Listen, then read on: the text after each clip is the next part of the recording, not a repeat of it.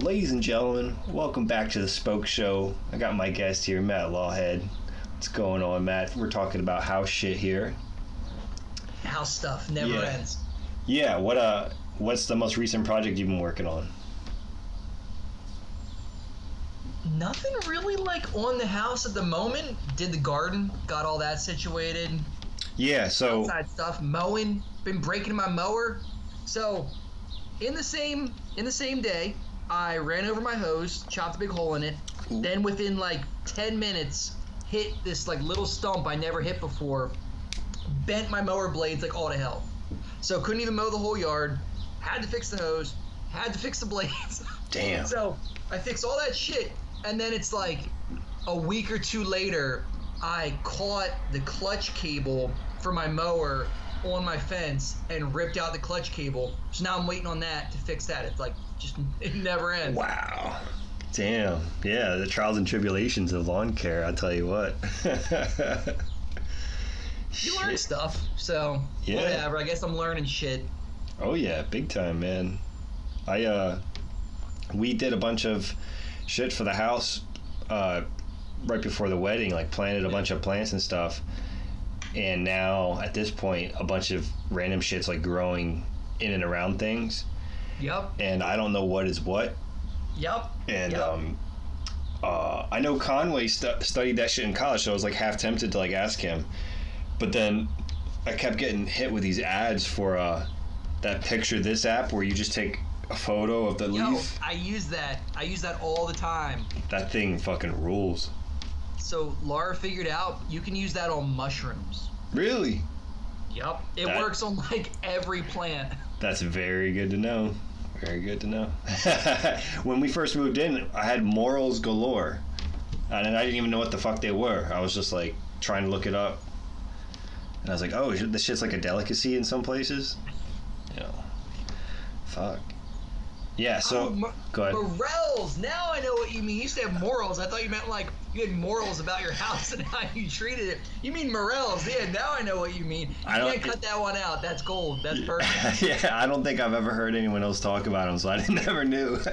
Morels, okay. It looks like a brain. It's like a brain-looking mushroom thing. Yeah, funky guy. Oh, yeah. Yeah, man. Fucking mowing is serious business. You got a nice ride mower though. Yeah, I do. It doesn't have a bagger attachment, so I have to use this thing called a lawn mower. Yeah, I think they call it a lawn sweeper. And it's got this brush thing that just kind of and flicks it all into the thing. Yeah. Which is dope. And then I realized that because I have an abandoned house next door that nobody's gonna give a fuck over there. So instead of trying to bag up all my grass clippings in a brown bag, yeah, oh my god, that alone could take an hour. I can mow my my whole spot. Yeah. I think I saw you dump on the right side of your backyard in their weeds, right? Fuck it, yeah. I mean, they're not taking care of the property. Even more so now, they stopped mowing it ever since we had that get together, and the grass is 2 feet high now. It's well, you don't mulch your yard when you mow. You don't put it on mulch. No, it is on mulch. So you should be able to just leave it on the yard. Technically, yeah, but if I do that. If people I kind of like it when I know that I can walk through the yard barefoot and not get any kind of grass shit on me. You're exactly right, because I'll mow and the dog will go outside and she'll come back in with green paws. So I know exactly what you mean.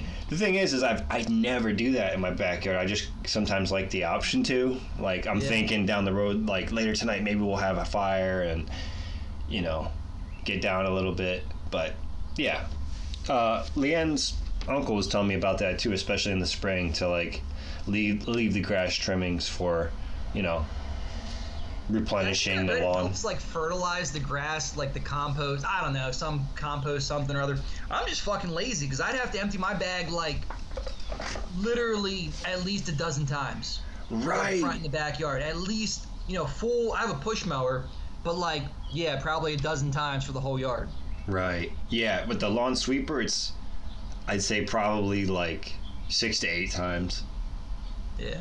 Emptying it out. I was thinking of some current events.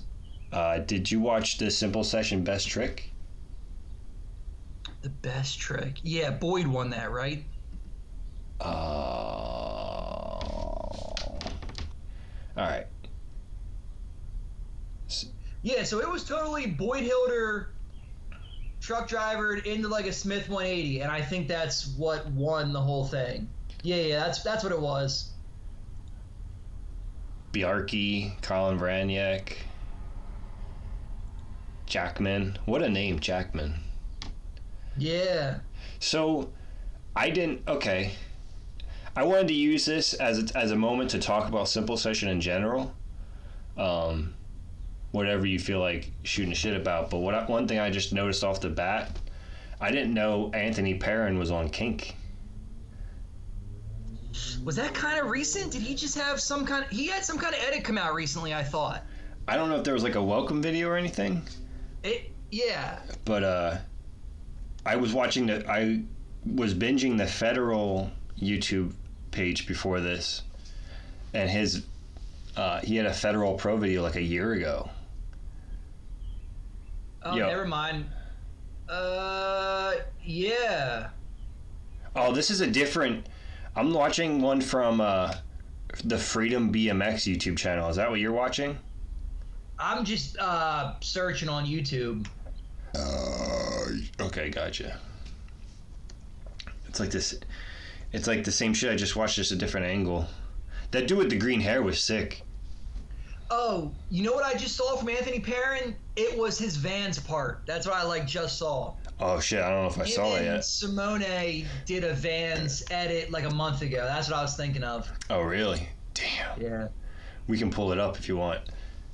Oh yeah, but the guy with the blue hair or green hair, whatever color that is, like he totally did that because like he knew he was gonna be filmed or like knew it was gonna stand out. Like that was like an influencer move. Like that was a social media move to do that and stand out. The guy with the green hair. I mean, probably so, but regardless, he had skills. Yeah, there were like a bunch of South American guys that I kind of recognized their names, but like didn't really know who they were, but like still kind of knew who they. You know what I mean? Like I just didn't know like deep who they were. Yeah, it's kind of cool to. I mean, I feel like Instagram's so segmented. It's hard to keep up with so many names. That watching this was like a good chance to like see who's actually on this level, you know, professionally. Yeah, and like, anymore my Instagram is so goddamn algorithmed, if that's a word, that like I'll have somebody I follow and I really want to see their stuff and I'll randomly like have one picture pop up and I'm like, damn, that was awesome. And then I click on their profile and they had like 8 posts I never even saw, and it's just like, that's Instagram nowadays. Yeah. Damn. So, you mentioned Dan Kruk for the actual contest. Yeah, you and I talked about that. I didn't like see all of his footage. It was just interesting. I know there's a lot of like, there's like real life factors when you're in Europe in a foreign country and you're like partying and all that. Like you don't know how it's gonna affect. Like I'm not saying he was, but that shit's gonna affect you the next day. So like if somebody doesn't perform that well, like that's not a reflection of them. That's just like maybe they were doing something else the night before. Like I don't know. Yeah, I mean, I don't know if I've ever seen him in a contest setting. Has he been in X Games? He might have. Right. Well, yeah, that's the other thing too. Like, it's just like jams nowadays, where it is more laid back, and it's not a like high profile spot. You know, it's not something that Doritos is sponsoring nowadays. Yeah. What's the last dope edit you just saw? I was real psyched on that the Colt like Northeast edit with Began, and it was I forget what the hell it was called, like Eastbourne or something. That was real good. Should we pull that up and check it out? Yeah. It's 7 minutes long. Are we cool with that? Yeah. I mean, I know the whole thing was good. I mean, I'm sure I have the audio ever so barely on, so you should be able to hear it a little bit.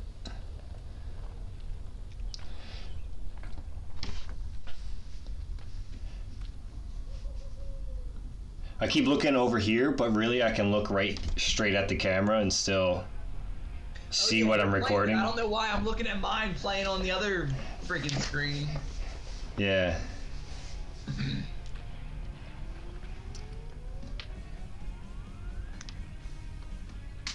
So the audio,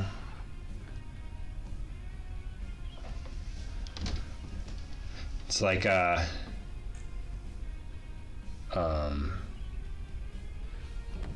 it's like alternative. Can't think of the name of it. Oh, the edit song? Yeah.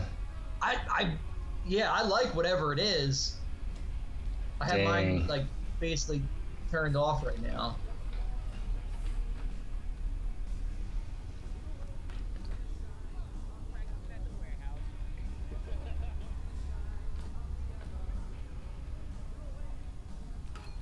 Ooh, T-Hang P-Jam.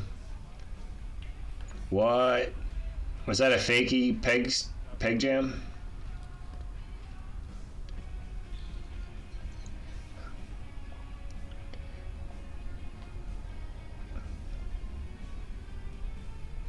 I think there's some Eclat Bruno Simone, some kind of shit thing I might want to check out then too if you want. Was that the Sabrosa edit that just came out, the Spainful, whatever it was? No, this was something different, but I'd be interested to check that out too. Yeah. I just saw, dude, I love when you scroll YouTube and it shows the video you already watched with like a red line in it so you can tell you've played it. Yeah.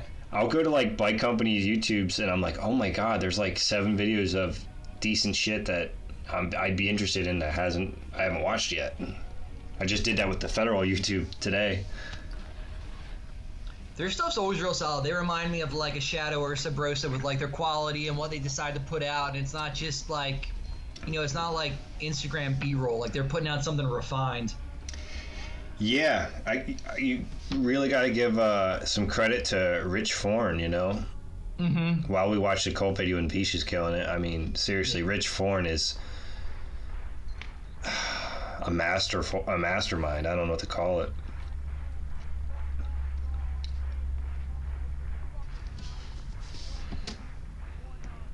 I think there's always something too about just filming like stuff in Europe or filming stuff in Africa or like the Middle East. It just looks totally different. Like you're not going to get that in California. You're not going to get that B-roll and that atmosphere in California. Yeah. Damn. I love seeing a spot that's just not stock.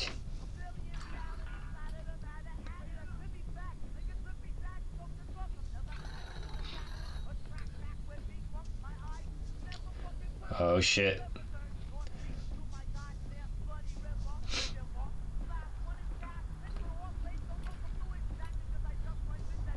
I guess we kind of skipped over a simple session, but I thought Felix's run was pretty sick. It was interesting how many times they filmed him doing it. Like I feel like I saw him do the same run like 6 times. I'm not talking shit, but like you could tell he was dialing it in from practice session. Yeah. But I think those were the riders that did well, were the ones that went in with like a mathematical like game plan in mind of what they were gonna do. Yeah. And they even said like the judges want to see. I'm just gonna mute it for now. The music's great, everybody, but just so it's easier to understand them. No, I do remember thinking that, like when I was watching Set It the first time, I was like, I like that music. Like I don't know, it's not too far in one direction. Yeah. Oh shit, we know that spot. Yeah. JP Rails? Yeah.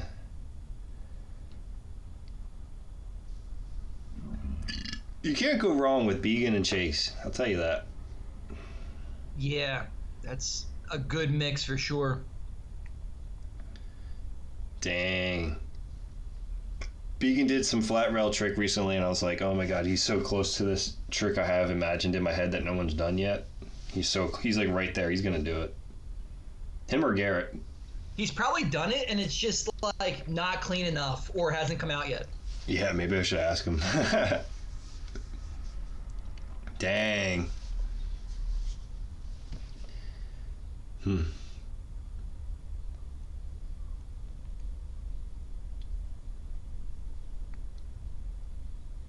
Uh-huh. It's just like the way he rides the spots makes me that much more psyched on that spot. Like, I want to go to that spot. I want to ride there because of the way he rode it. Beacon. Yeah. Yeah. I think he's he's coming to his own. Yeah. Like Chase, I can't necessarily relate to, but Beacon, I'm like, I want to do that. Like, that looks fun. Yeah. When I see the shit that Chase does, being right foot forward, I'm like constantly measuring up to like what he's doing, and I'm like, oh man, no way. Oh yeah, Beacon's right foot forward too, just 4-peg. Yo, that was the other thing about Simple Session with Godwin switching up his feet. Yeah. I kind of knew he did that, but like I never really watched and like saw him do it real hard every other trick. Yeah, and seeing how often and how consistent these dudes are with certain tricks was pretty fucking sick. It was, for Godwin, it was cool too because Daryl pointed out what he was doing, because like anybody that doesn't ride isn't going to realize that, and I feel like even people that do ride might not be paying attention to it. No, yeah, it's especially if you're doing it quick and sneaky. Yeah. I mean, if he dragged it out and exaggerated, it would probably be, like, all right, guy,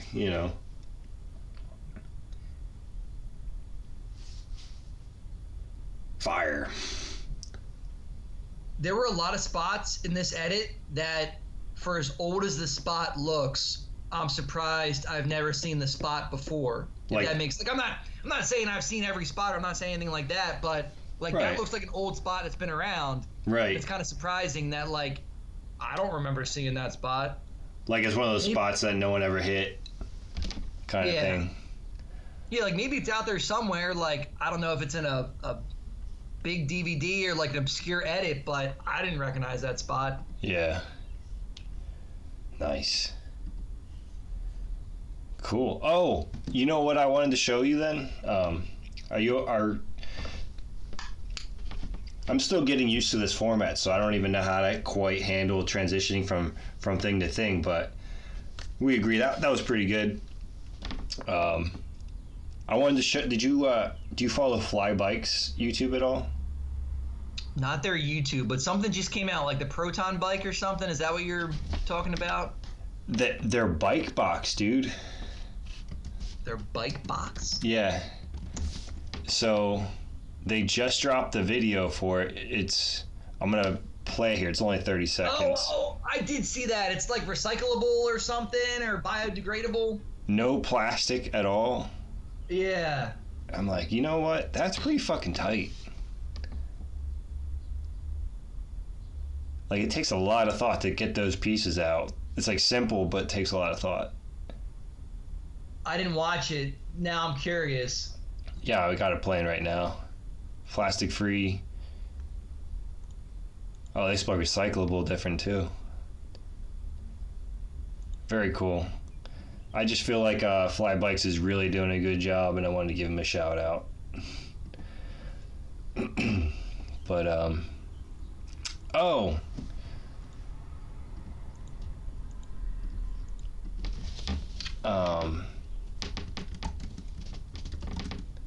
I wanted to talk about the Vans shoe.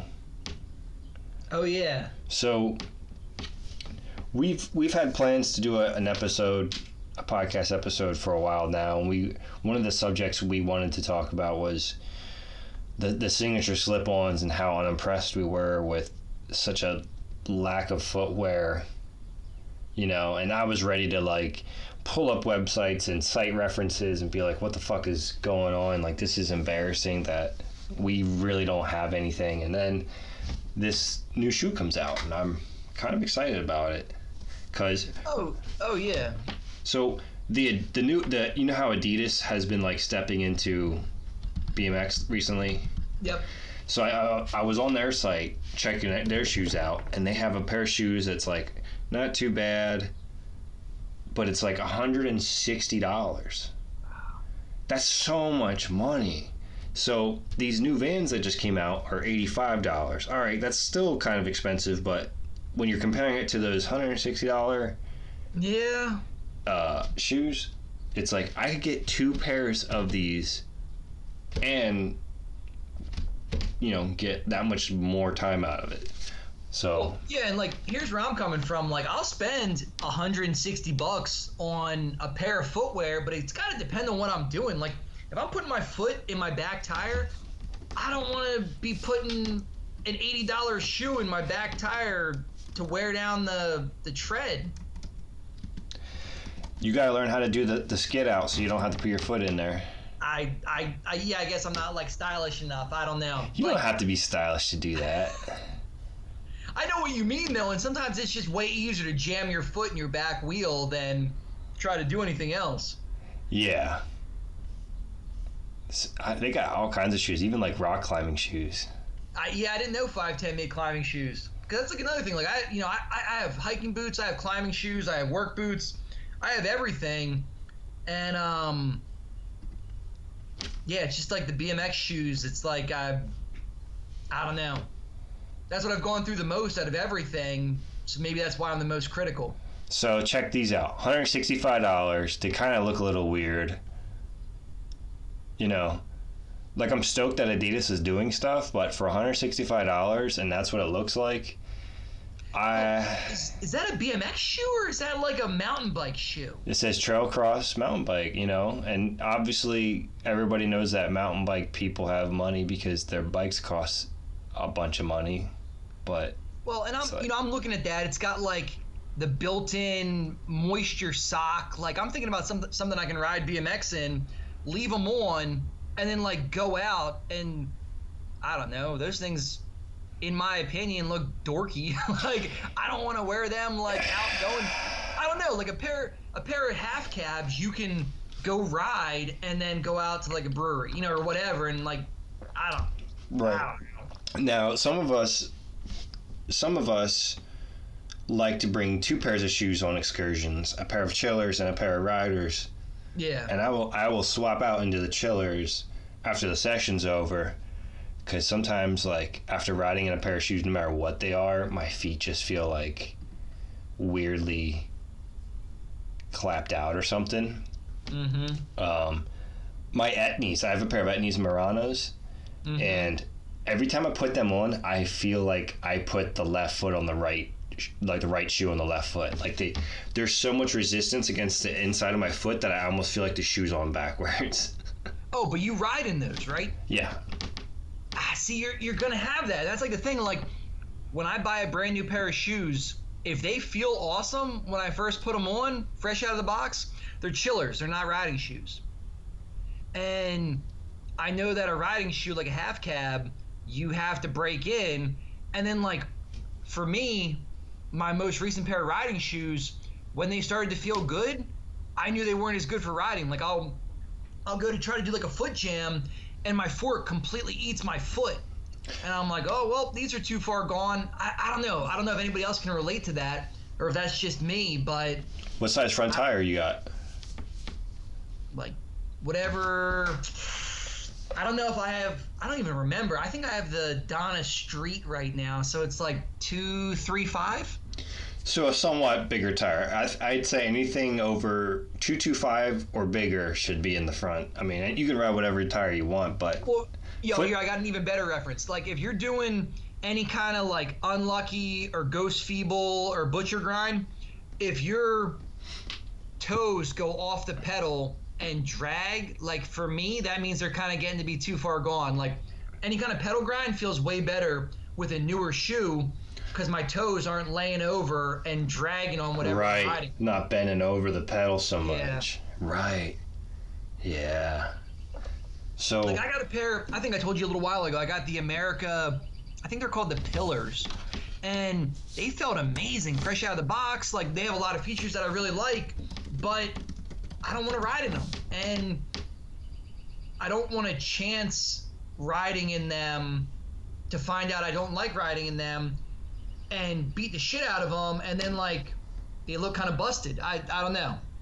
Yeah, so I got a pair of those. what color? They feel amazing.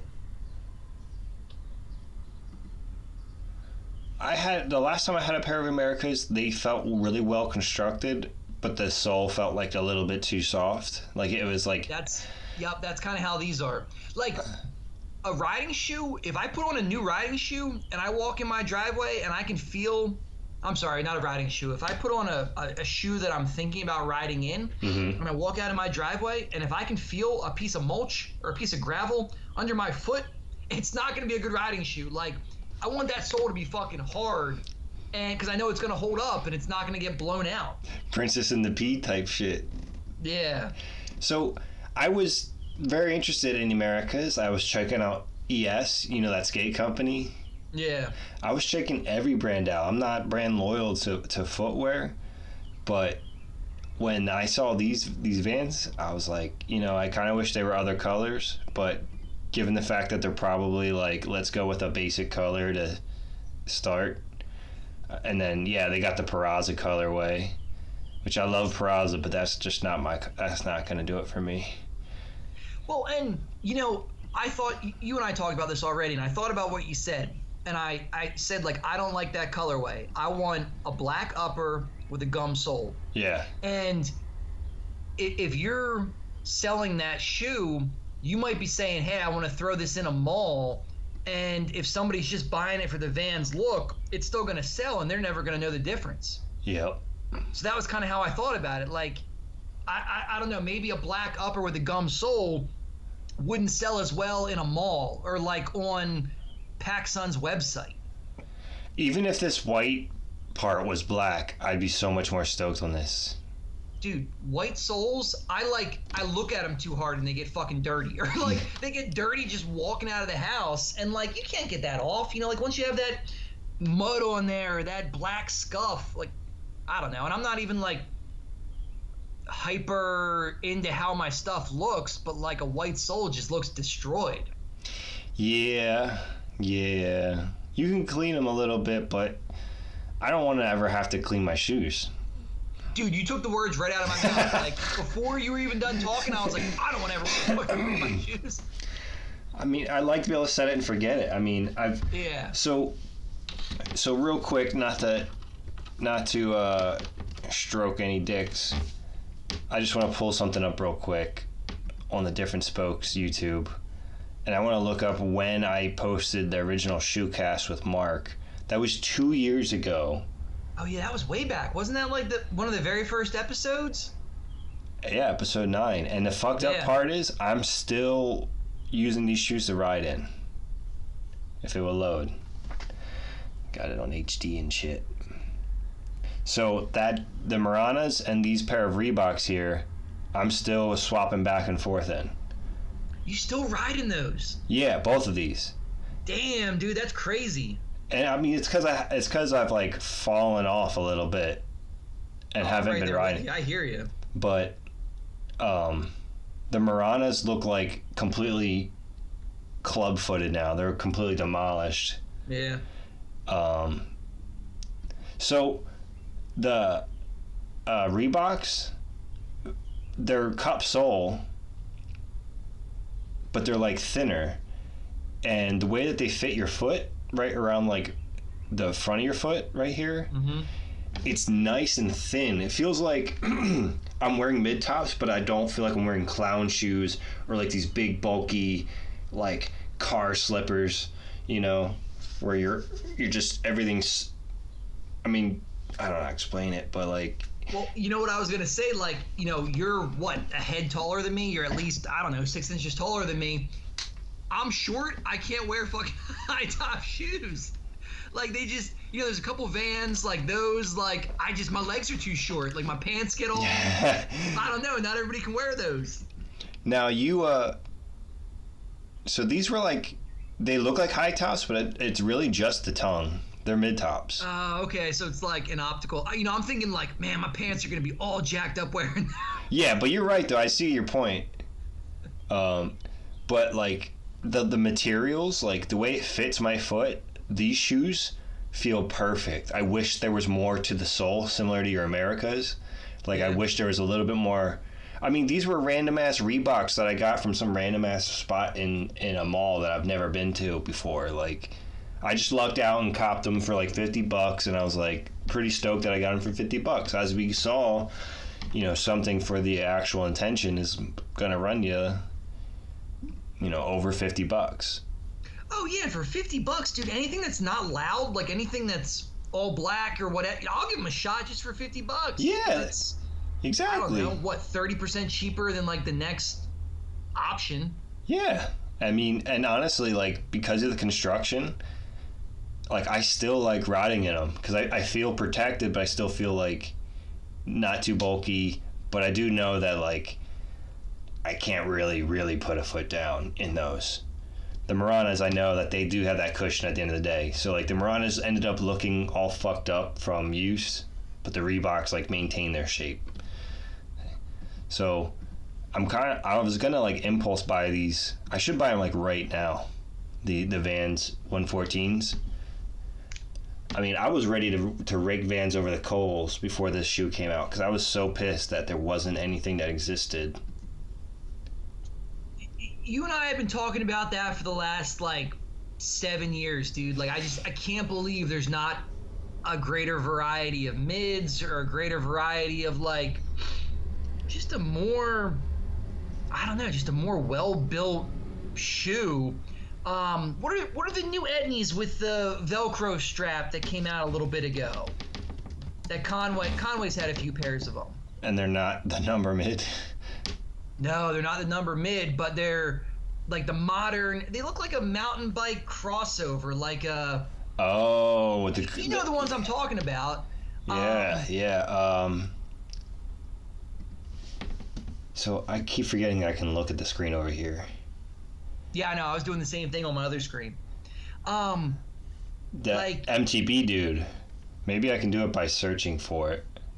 They're a shoe that functionally. I'm into them, and I'd love to give them a shot. And all the colors are just kind of dorky. Like, I'm just not into the. This is one of them.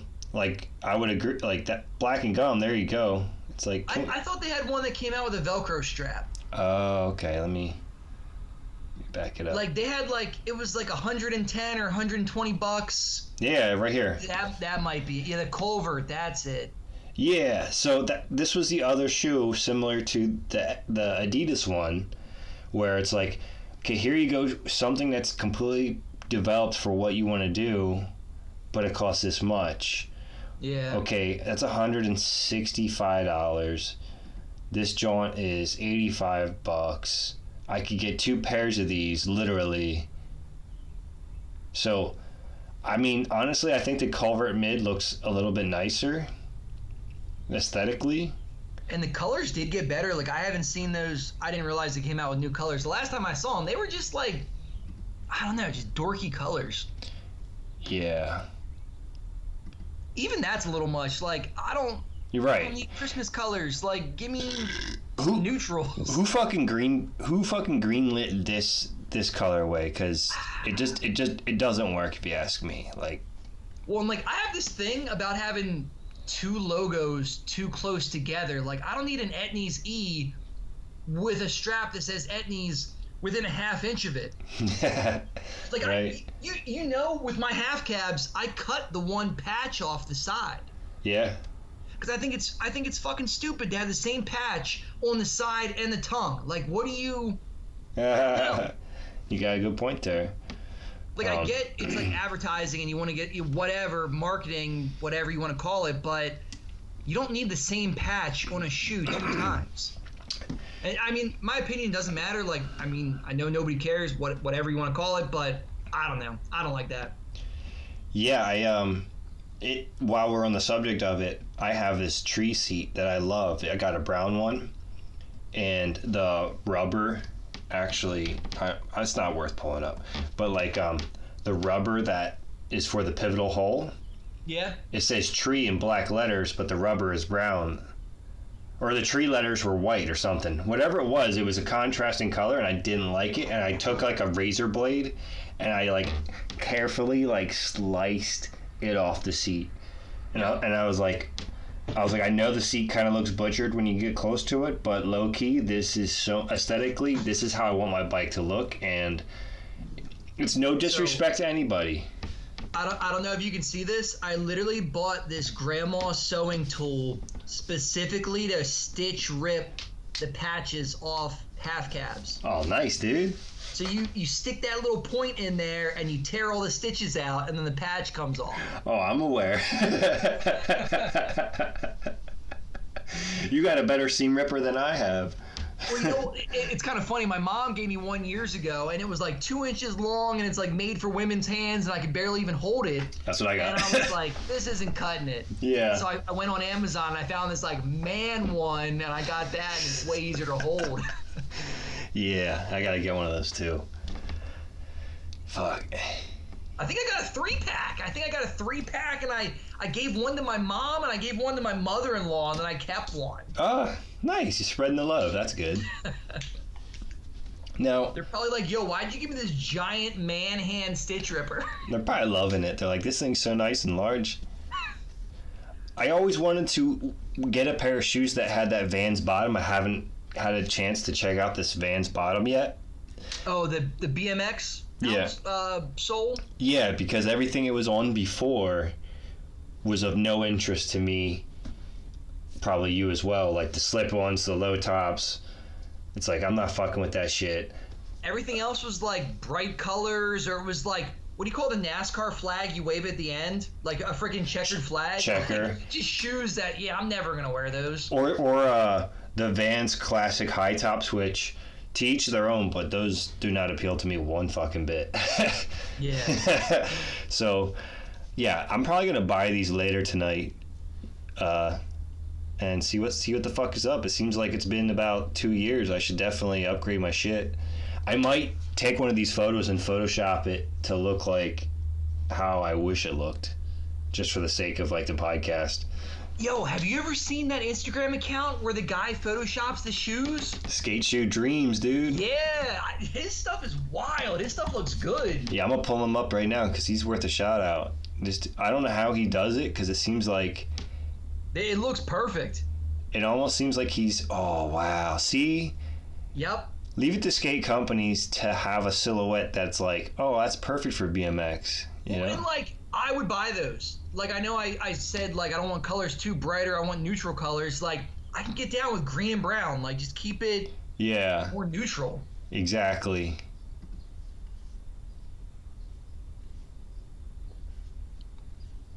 ES had such cool like concepts too. Those Americans are cool. I think skate companies always had the money for the designs, where BMX companies didn't have the money to play around with designs. Right, like look at that ES bottom right there. Remember when the last round of Orchids came out, he used a stock sole? Yeah. And like the ribs on the stock sole were fine, but like the sizing of everything got all fucked up. And it's like, man, I can't even imagine how much it is for like a custom sole like that. But it adds so much more to it. It makes you that much more legit as a footwear brand. Well, I even kind of wanted to go back to pricing. Like you were talking about pricing, and you drop a pair of shoes that's $160, and like for me, from 16 to like 28, I would have never spent that amount of money on a pair of, or on any kind of footwear. Yeah. So like, I don't know, you drop a pair of shoes like that and they're made really well. How many are you selling? And like, is it worth it to keep it in production if you're really not moving? Like, if you're only selling to guys in their middle 30s, how long are they going to hang around?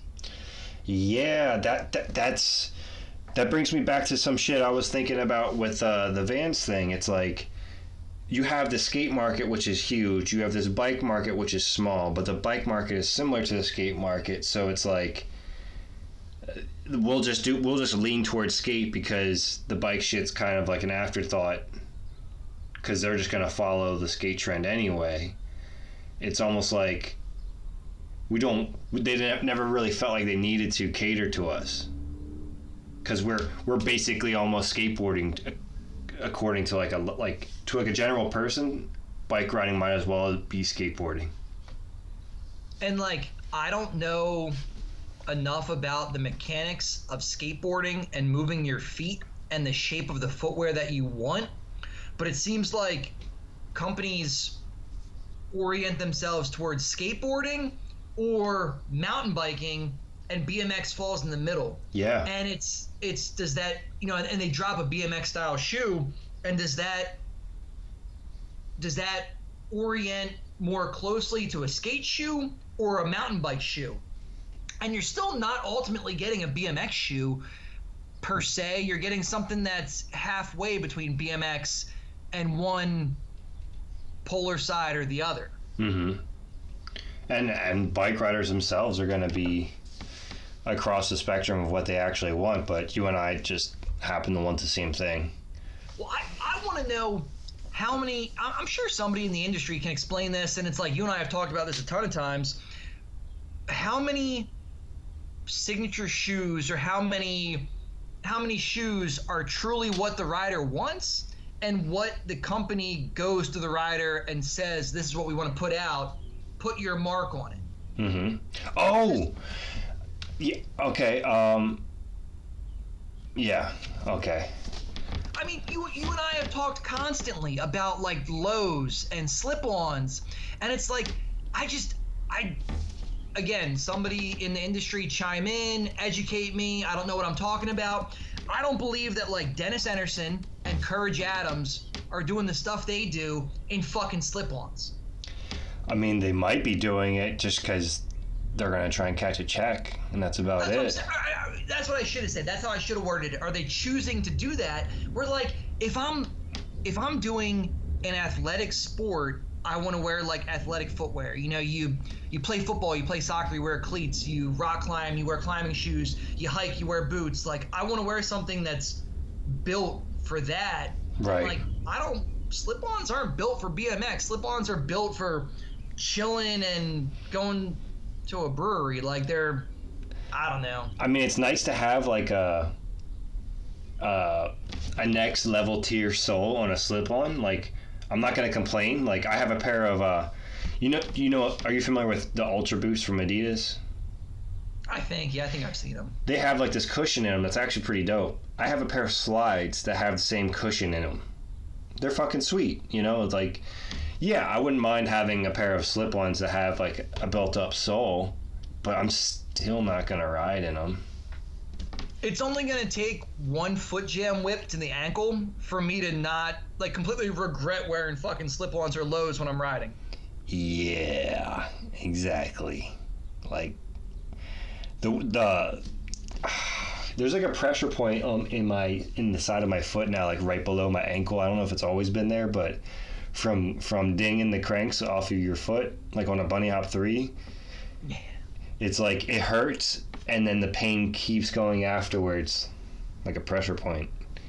And it's not even just riding. It's like when you bail. If you bail on like some crusty ground or in the grass and you're slipping, like, I don't know. I don't want slip-ons on. Or like, even if you're riding and you like step in a puddle, like your foot's getting wet in a slip-on, like, I don't mean to like take it too deep or go too far, but like that's just not riding.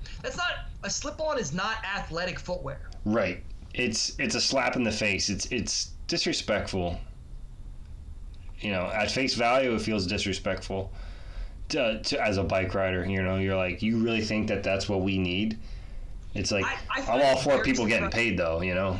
Oh yeah, I understand like who pays you and where your check comes from, but I just find it very hard to believe that if you bar spin any kind of stair set or you do any kind of handrail, you don't want footwear that you can't lace up and have secure on your foot.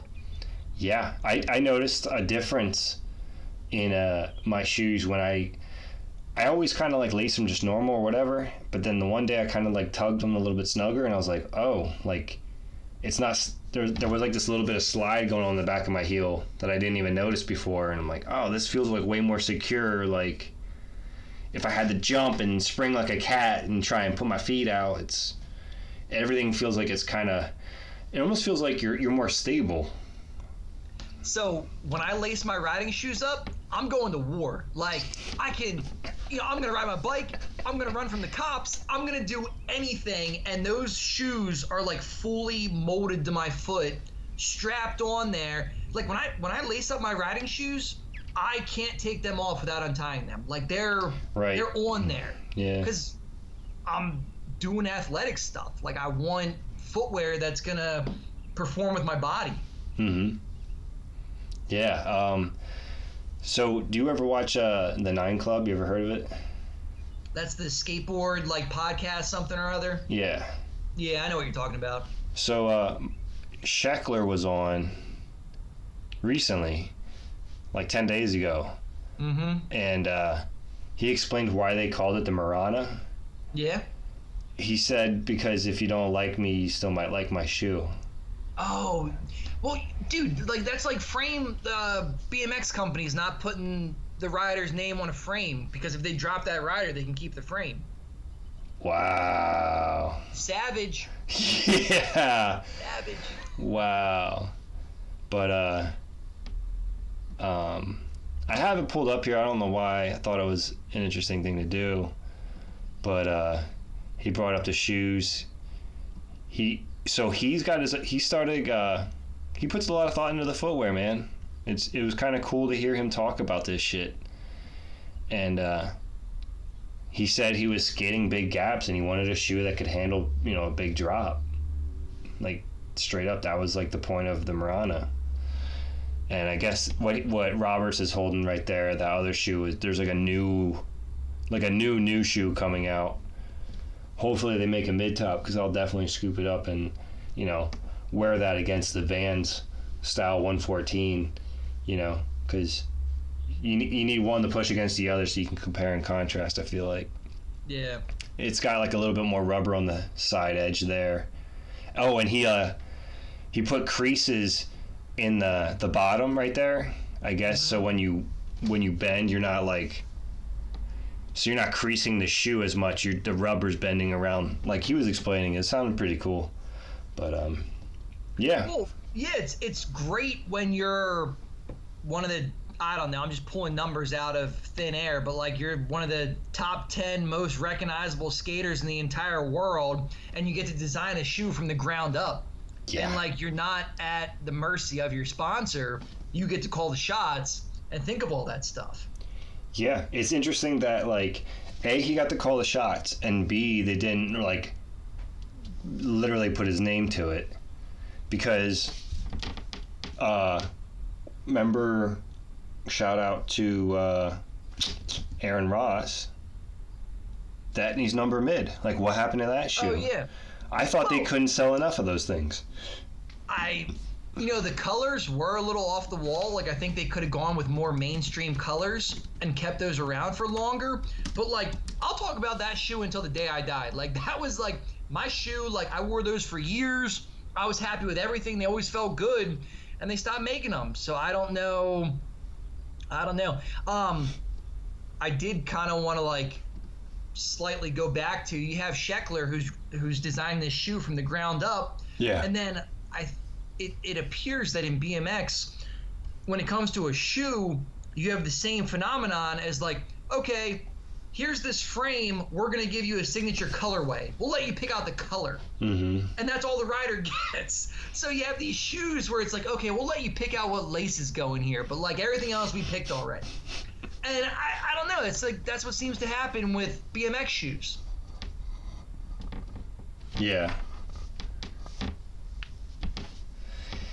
Yeah, it's like we said before, like, okay, we're going to get a slip-on. Okay, you get to pick between gray, red, and blue. Like, all right, cool. There's not enough Shecklers in BMX to pump out shoes that are going to stand out. Sheckler is literally the closest BMXer we got. Yeah.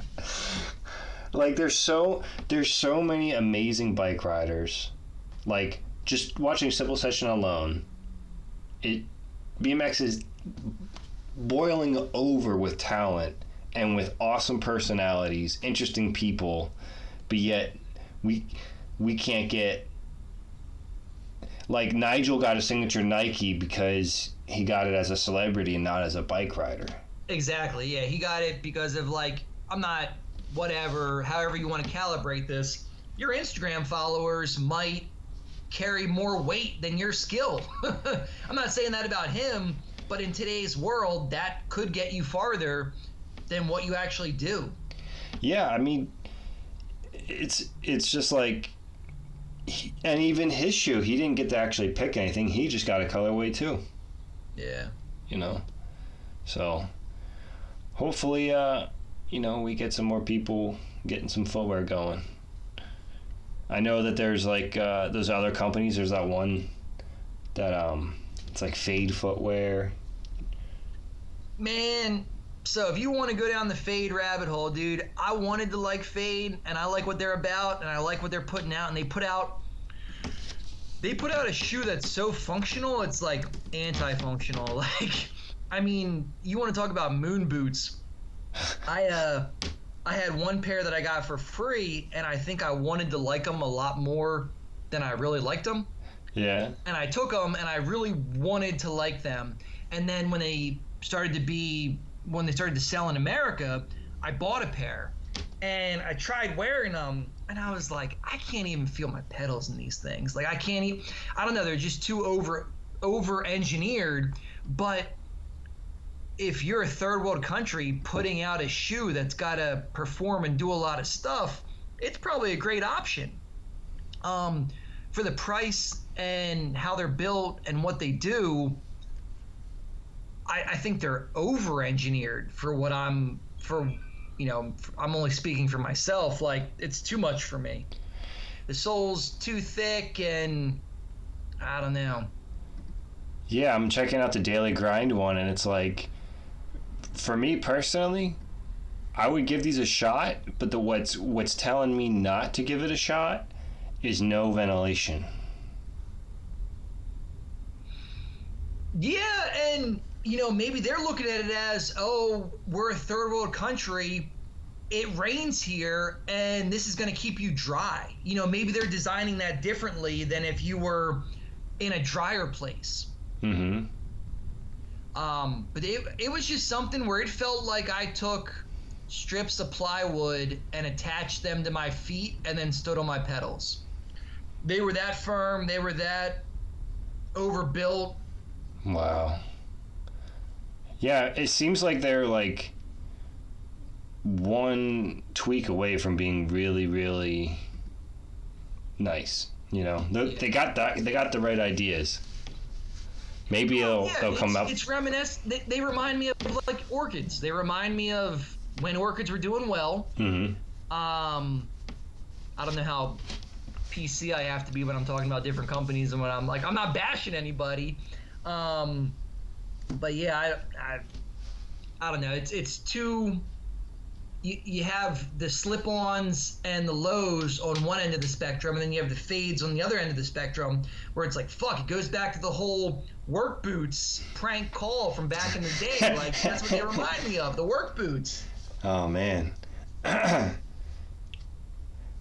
had a dog come barreling out of a house in Philly right near this one ledge spot that everybody used to ride, and it was when I was wearing the tiger stripe work boots. Yeah. And it was one of those dogs that has that brindle to it. Yeah. And it was just barking at my feet, and I was so scared to pedal because I thought for sure, like, I'm not gonna move. This dog is this gnarly ass like pit bull what's it called, brindle? When you got the tiger stripes. Dog. I know what you're talking about. And it's just like, I just freezed and like coasted down the block, hoping he didn't bite my foot off because my shoe alarmed him. It was wild that for so many years I never questioned or thought it was weird that the shoes that I bought changed in an entire size once the padding crushed down. Like, I never questioned that. Like, when I bought Orchids, I wore an 11. And then by the time all the padding inside got crushed down, they were laced so tight, and I stopped wearing Orchids, and I was like, oh, I'm a 10. Like, I wear 10s and everything else. Wow. That's crazy. Yeah. Damn. Shit. What else do we have to rant about? Well, the shoes were like a long time coming. I mean, we've vented about shoes for years. Yeah. And seeing that that Vans finally got something going, I hope that kind of pushes Etnies to get their head out of their ass and maybe do something. But hey, if Sheckler's our go-to on the Etnies world, then that's it, you know.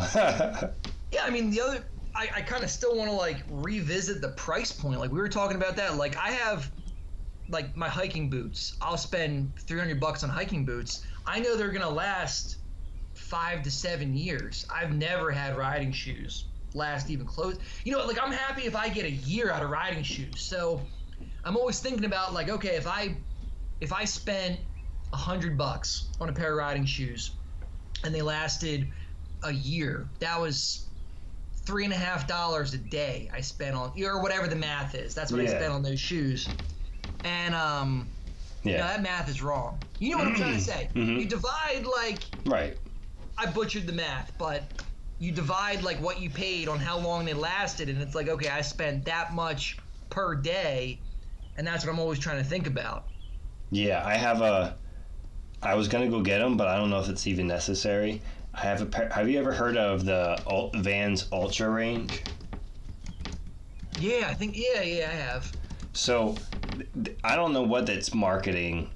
I have no idea what the desired market is for it. So I have a pair that look just like this, and I don't think I paid $100 for them. I hope to God I didn't, because they look real comfy.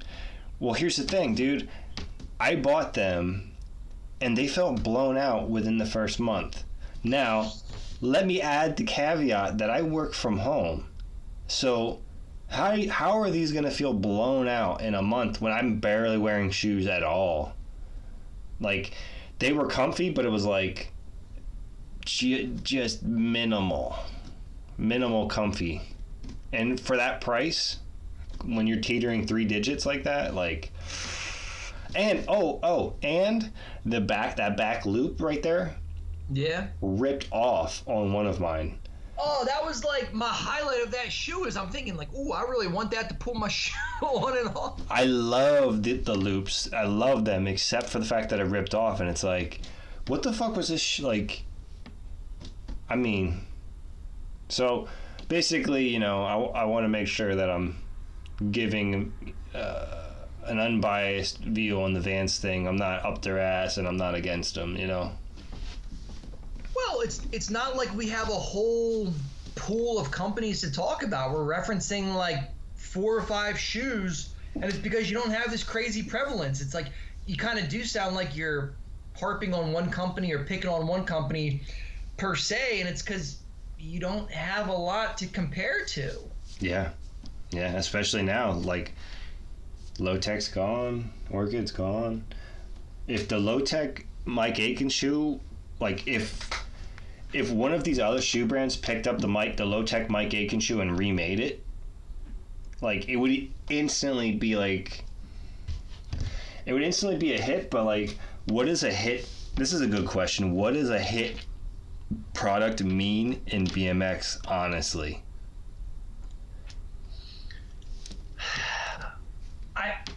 And like, I could be wrong, and I feel like you did have stuff like that back in the day, and now things are so consumable and things come and go so fast that, I don't know, it's almost like you don't have the go-tos or the classics like you used to. Maybe I sound old, or I haven't fleshed that idea out enough, but it seems like new things are just constantly coming out, to be the new thing, and you don't have the go-tos like you used to. Mm-hmm. Right. Yeah, like my... I mean, I say that, and then you have the half cabs, and I'm the other. It's coming out of the other side of my mouth. I'm saying I've been buying half cabs for the last, I don't know, 6 years. So like, there are still go-tos, but when you're not completely happy with what you've been going to, right, there aren't exactly other options coming out to make up. I don't know. You don't have a lot of exploration available. Yeah, it's like part of the trick is making something good. The other part of it is keeping it in stock. Like these Culvert mids, I remember I saw an Instagram ad for them, and I was like, fuck it, I'll buy those right now. And I went to it, and they didn't even have my size. Like, it was already sold out. And I'm like, are you guys ever going to bring it back or what? It looks like they did bring it back. And that plays into, companies are so apprehensive with like over ordering and then not being able to fulfill those orders with consumers. They over order, but then they can't fulfill the order with the consumer. What do you mean? No. So you said your shoe was out of stock, and I'm saying, like, back in the day, a company dropped a shoe and they committed to that shoe for the next like X amount of years. Mm-hmm. So they had a crazy amount of inventory to always have that in stock, where nowadays it's kind of like, okay, let's only order like 50 pairs of each shoe and see how it does. Like, we don't know if we want to keep making this, and then it does well and your size sells out right away. Yeah.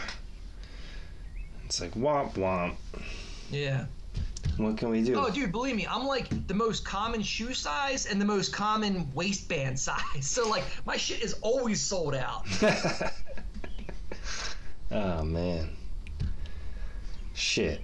So what's next? What's going on? Are you going to the Chocolate Chuck premiere?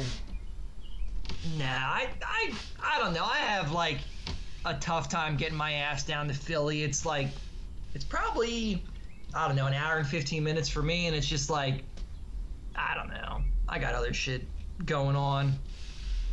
It seems like you would want to have some things lined up for the night, so you know where you're gonna go, what's gonna happen.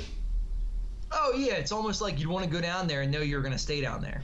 Yeah, like I thought about trying to make the trip, but I gotta pick her up at the airport tomorrow, and it's like I can't pick her up from the airport and be like, hey, guess what we're gonna do?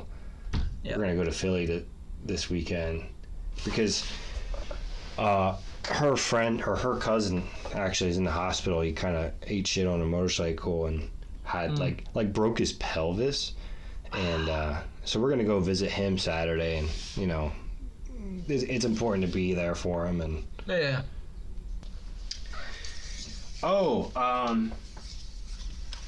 We could pull up another bike video if you want. We could go down a whole different rabbit hole. Okay. But, yeah. I thought of like being in your middle 30s and like still being motivated to ride, and like what drives. I feel like this could be like a whole group conversation with like 10 dudes around our age. But when I came up for your wedding, I was more psyched on riding the Blue Banks DIY and then Van on the way home than I've been psyched on riding in like way too long. And it's because that's like the first new shit I've ridden in the longest time. Like, I don't know, like I hit the couple local parks. Like, I have 3 parks within like, I don't know, 15 or 20 minutes from me. Yeah. Like, none are that great, but it kind of keeps the cobwebs off. And then as far as street goes, like, I don't know, for me, like, I've never been down with riding street by myself. So I'll go try to hit stuff, but like ultimately it winds up me being like just practicing at the parks. But riding those DIYs, I mean, I felt like I was like freaking 18 again. Like, it was so nice to ride something new. Yeah, it's being stuck on the same shit. You kind of get so burnt out so quick. Like, the Blue Banks are my local, so now I'm like half burnt out on that shit, you know? It's like, oh. Yeah, well, You were talking about like Troy and spot searching in Troy. Dude, I feel like between Troy and Albany, you could be looking for spots for like a year or two. I mean, you could like really be creeping everywhere looking for spots. Yeah, and that's the thing that I haven't been doing, but I've been like, it's the more I get familiar with the area, the more it's eating at me. Like the more I'm seeing stuff that's like, all right, well, I kind of think I could do something here. I kind of think I could do something there. Yeah. Like when I moved to Rochester, I was such a homebody that I kind of, unless someone asked me to go out, like I kind of didn't go out. Whether it was like go out to the bar or go out to like ride. I mean, I would dick around by myself, but I'm not going into like the next town 10 minutes over, you know, by myself. So not Loughead, I almost Rafa would be like, all right, today we're going here. I know of this spot and this spot, but we're gonna like kind of explore around. And it was like, I just saw how good he was at that. Similar to you, like acquainting himself with the terrain, like not even like on some bike rider shit, almost like on some explorer type shit, like just being familiar with your area and like what's going on. Oh yeah, that's like when Laura and I traveled for a few months when we did. Like I was in a different state in a different city each month, and I was constantly on Google Maps, like trying to look stuff up. Like if we were driving somewhere, I was always creeping around, like looking. I was checking out the parks, and it was difficult it wasn't, how do I word this? Like, it's hard when you don't have your crew. Like when you're doing stuff solo, that takes away such an aspect of getting out there and riding. But when everything's brand new and everything's different, that almost makes up for it and even like exceeds it. Like I was more psyched to go ride something completely new, like a whole new city, than if I would have been to be with a crew in a city I've already been to. Yeah, it's like that uncharted territory appeal. Yeah, and you go to the same city that you've been to a bunch of times, and you're kind of jaded. You're like, oh, I've been there, I've done that, I've seen this, I've seen that, and you go to a new city that you've never even seen anything, and you're like psyched on the littlest thing, like, oh, I want to ride that, I want to do this. Yeah. And it's like I'm envious of you being in a whole new city with all this new stuff, and I'm like, man, that's the kind of catalyst that I need to like stay psyched on a daily basis and like get out there and and like just be back in it. Meanwhile, I've been here for a year, and I probably have I literally haven't ridden the street spot yet. Well, like even going to the Blue Banks, like I rode everything. Yeah. Like just that sub, I could have rode that sub for hours. Yeah, and that's one of those things where like it's like FDR, where like you show up and you see how everybody else rides it, and you just think that's how it needs to be. But in reality, is you can pick your own thing. Oh my God, this cat's fucking up my wires. Hold on.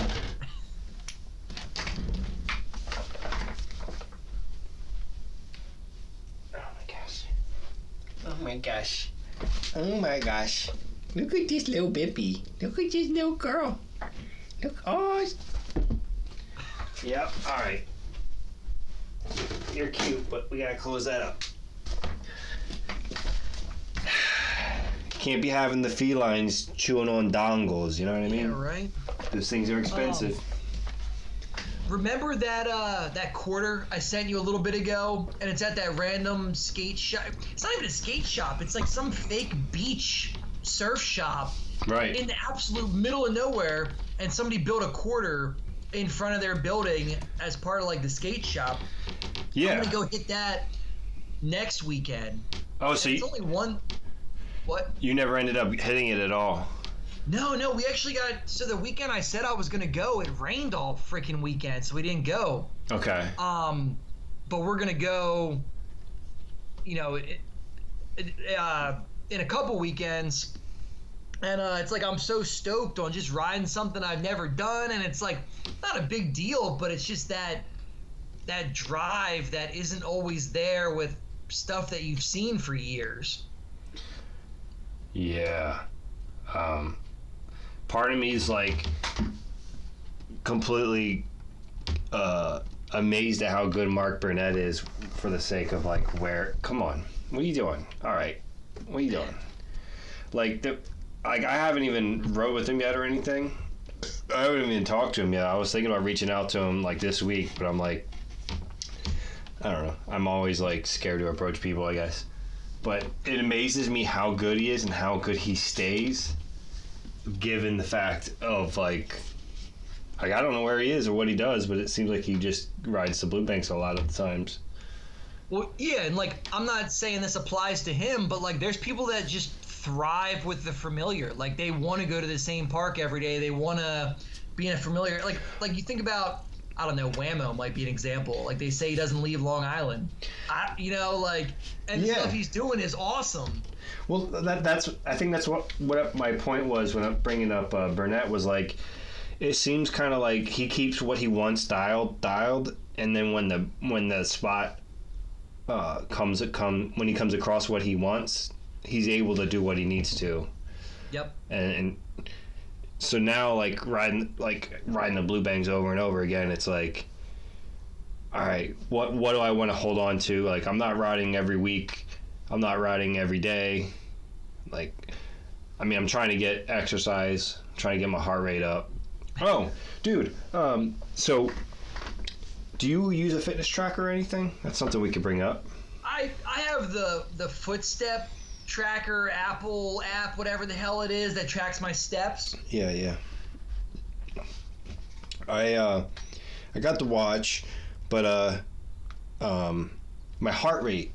So like 160. I've realized that once I hit 160, it's like you're kind of fucking like be careful going any higher. Is kind of like what I've realized, right?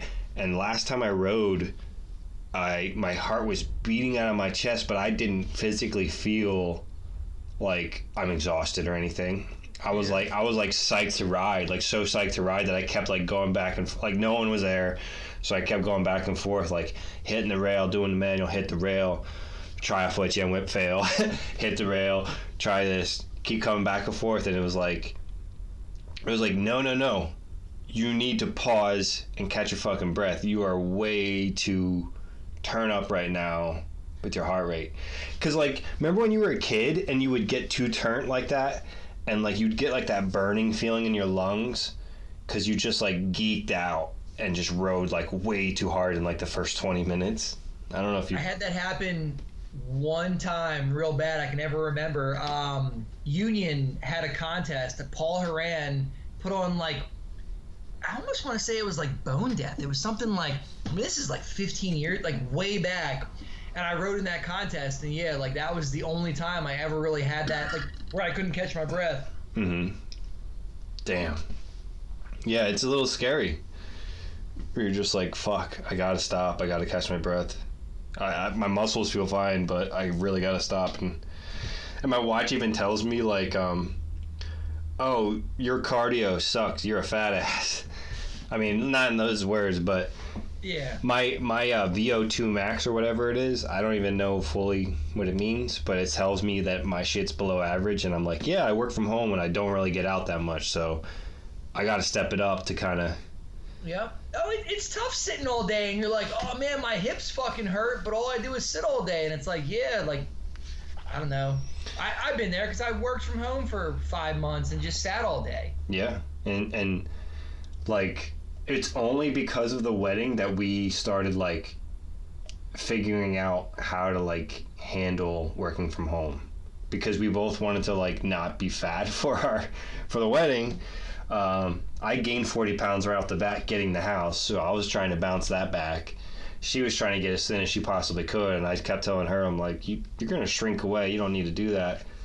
But we ended up figuring out, like, oh, we work from home and we're fucking snacking constantly, like, dude, that's it. That's what I was. So I was like, you know, waiting for you to finish, but like I swear, like, for me, I'm fucking lazy. I don't want to exercise, but I don't want to be fat. I'm just not gonna eat. Like, I'm so lazy because I don't want to exercise. I'm so lazy. I'm like, I don't want to eat because I don't want to be fat. So I just don't. I don't know. It's like an even worse form of laziness, but I don't want to gain weight. So I'm just like, I'm not going to eat. Is that is that what you do now, or is that just what you did when you were working from home? So I'm like, even now with my new job that I got a few months ago, like, I am more sedentary. I'm not doing nearly as much like high impact stuff that I was doing, but like I find that I'm less hungry. Where like my last job, I was freaking hustling all fucking day and I was starving, and now like I'll eat a banana and some leftovers from dinner the night before and I'm good for the whole day. Or like if it's Saturday, I'll wake up, I'll have coffee, and I might not eat until 1 or 2 o'clock, and I'm just like, I'm not really hungry because I'm not doing anything. Exactly. You're right though, the temptation, that's a real thing. Like if you're sitting at home and you're like, I have all these snacks in the cabinet or the fridge or whatever, you just want to eat those snacks, but like you're not even hungry, you just want a snack. Yeah, we stopped buying them. We started doing it. She's not doing it anymore, but I'm still doing the intermittent fasting thing where like When to when? Basically I try and cut it off by 8:30 at the latest. Yep. And I will eat like around 2 or later. Damn, you go that long. Dude, the longer I go, the better I feel. It's fucked up. Like it kind of. I try to go from like 8 to 10 a.m., like 8 p.m. to at least 10 a.m., and then I have to have like a banana or an orange or something. Yeah, like if it's basically I get these hunger pangs, and then I'm like, I just drink a couple cups of coffee and I'm good. But depending what I do, like depending on the day and what else is going on, it's like, oh my god, I'm so fucking hungry, I can't fucking think. I gotta, like, I'll cave early, and other times I'm like, it's 4 o'clock, I still haven't eaten, I don't give a shit. Like, I read this thing a little while ago, and it said that your body doesn't differentiate between hunger signals and thirst signals, and most people are dehydrated. So when you wake up and you're like, oh, I gotta eat something, your body's actually wrong. And you should be drinking something. Water. And when you eat something, it makes you more dehydrated because your body's processing that food. Yeah. Let me try to turn this light on. It's getting kind of easy. I don't know, is that better or worse? Yeah, it's better. But dude, I read all those books and go down all those rabbit holes, and I'm always trying to do like health stuff. And dude, did you see that thing about the life expectancy thing, like centenarians? The most, I don't know if we're talking about the same thing. The most recent thing I saw was that the life expectancy in the U.S. went down for the first time in like 50 years. I did hear that. What I'm talking about, something different, where it was like a bar chart of like people who get to like 100 years old. Yeah. And it's like da da da da da, and then all of a sudden it goes whoop, and it literally looks like basically majority of the people who are alive right now, if they take care of themselves, they're getting to 100, which is crazy. For sure. Yeah, I mean we have access to, like, I don't know, for as much fucked up food as that is out there, we have access to a lot of good food, and like you have more knowledge than you've ever had about like what you eat and what you put into your body. Yeah.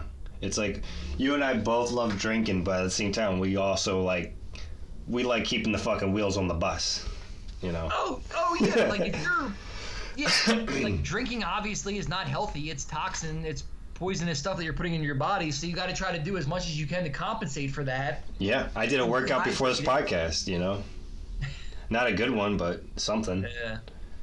It's like I didn't do one yesterday because I got so busy with work that I was just like, oh my god, there's so much to do. I'm literally just gonna have to not work out today, which is like a bullshit excuse. Like all shit aside, you know, because consistency I feel like is crucial. Oh yeah, you have to have that like set time and a routine. Because if it's optional or if it's up in the air, you're gonna make excuses. Like I fucking do it. Yeah. I'm like, oh, I did this today. I don't want to do that. Yep. So are you familiar with knees over toes guy? No idea what that is. Can I show you him? Yeah. All right. He's so goofy that, well, okay, so like Rogan had him on, right? And I went to go follow him on Instagram, and I was like, oh my god, all these BMXers are already following him. Awesome. Like, I'm late to the fucking party. So, let's see. His real name is Ben Patrick. Let's see. Charlie Crumb, Peter Adam, Dak Roach, Alex Donachie are all following him. He is a fucking beast, but he's also like a character, dude. Like, yeah. He's so goofy, but it's like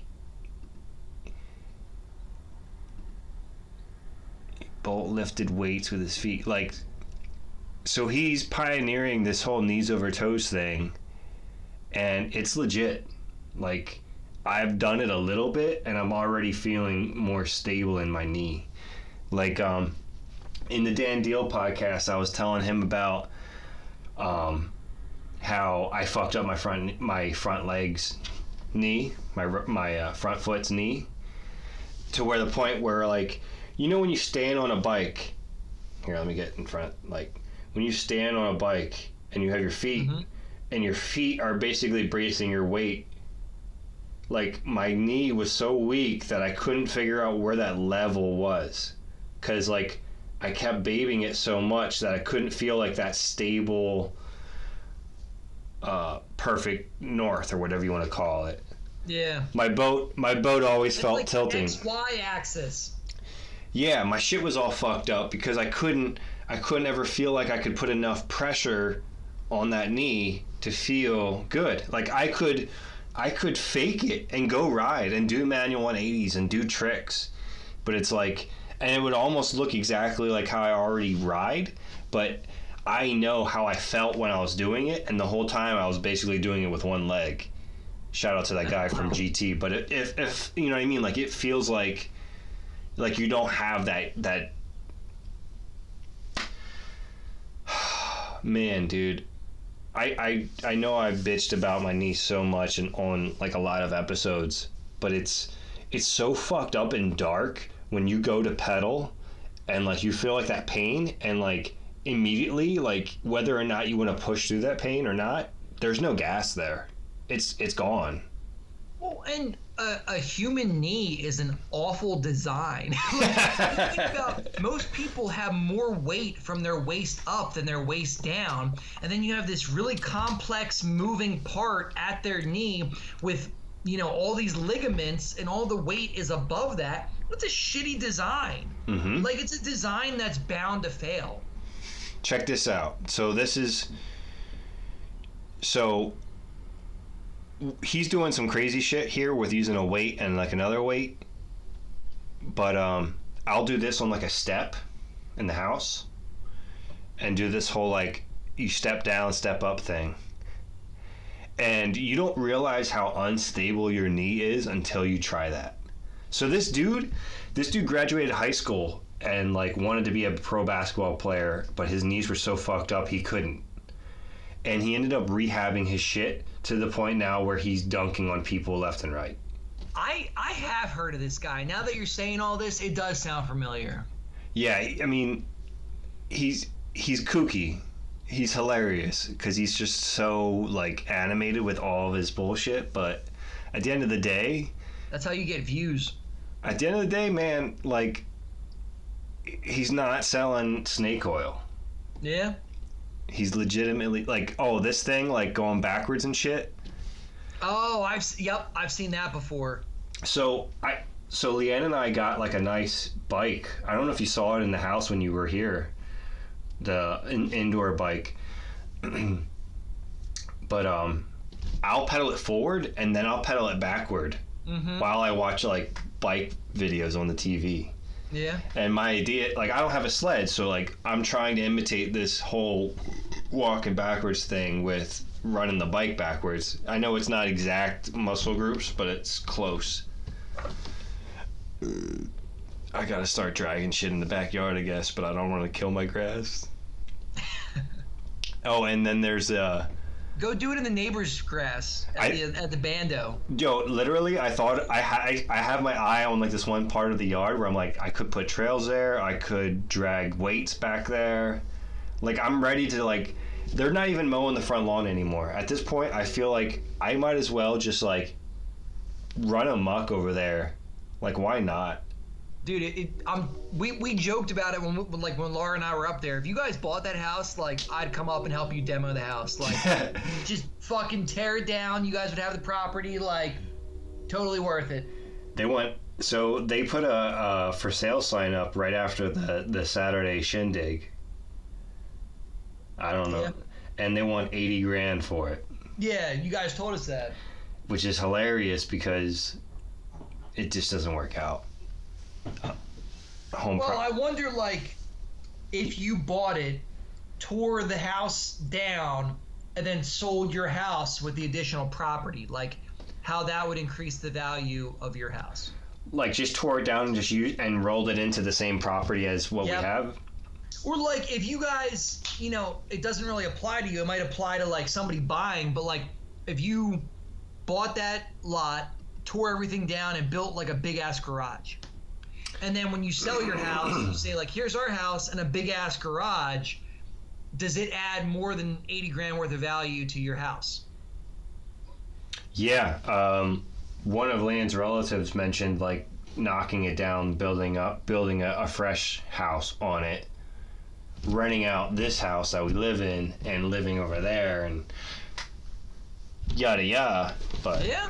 There's a lot of ways to slice it. I don't disagree. I mean, it's you can buy it, tear it down, and then put like a little prefab home. Like, there's all kinds of prefab stuff you could put over there. Like, so here's the catch. We live in Albany, and we live right off of Central Avenue. Yeah. And this I love this neighborhood. It's fine. Like, I never in my wildest dreams did I think I'd own a house. And own a house in like a half decent neighborhood where like you could just feel like you could walk down the street, late at night. And but Central Avenue is such a fucking fuckhole. And is it really? It is complete. It is where humanity comes to die. There is people die crossing this street regularly. Crossing the street on foot. We told you about when we were coming up that main drag to make the left onto your road, a funeral procession was coming down. We sat there for like fucking 15 minutes waiting for the funeral, because it was like, was that 4 lanes? When you're trying to make that left, are you going to cross 2 lanes? It's 2 lanes each way, plus a turning lane. So you're trying to make a left into your neighborhood, and it was all fucked up. Oh, yeah. Making a left into our neighborhood is crazy. You know what's even crazier is making a left out of our neighborhood. Oh, because you're going across. Yep. Yeah, that makes sense. So, like, if you go back and around, like, so there's no other roads to get out of our neighborhood. You have to use Central Avenue, which is completely poor city planning, if you ask me. I'm praying that maybe they make an egress street somewhere, because it's like, if there's an accident here, heaven forbid, if there's an accident here and an accident here, the whole fucking place is shot. Oh, yeah. So it's like, we need to be able to have access out of here in general, but... like a back way out. Yeah, and it looks like literally if you just paved like 50 feet, you would have it. But I dreamt about this. I dreamt that they paved it, and then like our road turned into like a slight highway, like Central Avenue is. Oh, people cutting through. Right, real fast. Yeah. I think of the wildest shit when I'm sleeping. I'm like, my brain's like, oh, let's think about all this shit you forgot to think about throughout the day, But Central Avenue sucks, man. And it's so, like, my point of bringing this up is looking at that property. It's like, do we really want to sink that much more money into where we are? Or do we want to think about holding on to our cashews and maybe, sprucing this place up as much as we can to get what we can out of it, and then maybe popping off somewhere else, 6 years down the road, 10 years down the road. So we've been watching the price of our house go up over the last like 2 years, and it's done Really? nothing but go up. So I would assume yours is going to be the same. It's only going to go up. And if you had a deal, you know, I would look at it as like, say you guys are going to sell in 5 years, and potential buyers, they're going to look at your house and they might think like, oh, there's a bando next door, we're going to keep going. Or they might look at your house and say, oh, they bought the bando next door and it's X amount of property, you know, it's 2 acres. We definitely want to buy that house, and we have this plan for 2 acres. Like, I'm not saying that's exactly your house, but that's like hypothetically how you could think about it. And like that's how I think constantly. I'm like, when we sell our house, what are people going to think? What can I eliminate? What is going to make our house more appealing? Because I know I don't want to be here. Like, I want to keep moving. Yep. And yeah, next door, like if you guys bought it now, it's only going to go up in value. It's only going to go up in cost. Right now is the cheapest it's going to be. Right. So yeah, it just depends on what you want to do and what you have the capabilities of and what you have the free time to do. And I think about the same kind of shit all the time. Because we have that little shed in the backyard that I'm like, well, that thing's on its last leg. We need something new. Like, we have a 2-car garage, but basically it's all filled with garden shit, yard shit for the most part, other than the ping pong table. So it's like, even if you wanted to put you can't even put both cars in the garage unless you had a better shed for the mower. So then in my head, like, I've been watching this, my subscription expired. It was like on Discovery Plus. It was like living off the grid, like. Oh yeah. I love this shit, man. I love the net zero shit, because like nothing jazzes me up like nothing going into a property and like all this coming out of it. Yep. So I thought about like, okay, so there's these things called net zero homes where, like, you know, you face into the south, the sun comes in, it warms the concrete, and everything's copacetic and everything all works. And it's like, but when I watch these videos of these people try and actually do it for real and build their houses, I see all these mistakes and all this shit that goes south. So I'm thinking, how cool would it be to maybe DIY like a small version of this, where it's like half shed, half office space that could be turned into whatever if it needed to be, you know, or like a shed, office space, greenhouse. I don't know. I'm just like trying to think of like that. The shed that we have is so small. It looks nice, but in grand scheme of things, it's so small I can't even get a wheelbarrow into it. So it's like there's no ventilation. It's rotting from the inside out. We got to replace it. What would increase the property value? What would be good for us? And it's like, for me, I would love to be able to have like almost like a shipping container plopped down with like a nice big window and like a thingamajig. But I don't know if it's like really worth it. And then like we were here for like a month before we bought the house. And after a month of living here, we realized, oh shit, there's no windows to the backyard on the second floor at all. This is kind of shitty. Oh, I didn't even think about that. Yeah, now I can picture. Yeah. So what's the shape of your roof? Like the pitch of your roof? Yeah. So we thought about like, we like rehabbed the house and paid for our wedding this year. Yeah. It's like, hey, if we didn't fucking basically burn all of our candles at all times all year, maybe we could save up and maybe dormer out the house. Like, I thought about like dormering out this roof out so it's like not slanted and just straight or somewhat straight, and then have like a balcony and you can actually enjoy the huge ass, like we have a huge ass yard, but it's like you fucking forget about it kind of, you know. Yeah, I'm trying to think how you could do that. Would you do like a second floor deck? I think so. To some degree, I would like a covered deck. Yep. Well, a porch. Yeah, that's what we have. So we have a porch when you walk out of our dining room, you walk onto a cement porch that's underneath of a deck on the second floor. Yeah. So that way you, because like right now, if it's raining out and you want to like hang out outside, you can't. And it's like, all right, we overpaid for this house. We have this huge ass yard, and the one thing we can't do is be outside while it's raining and enjoy the rain. You guys could like sit in the garage.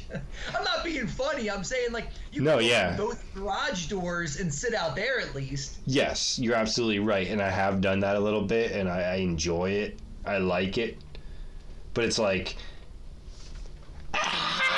the door's so loud, and it's like I'd like to be able to just come out with like my morning coffee and kind of just hang.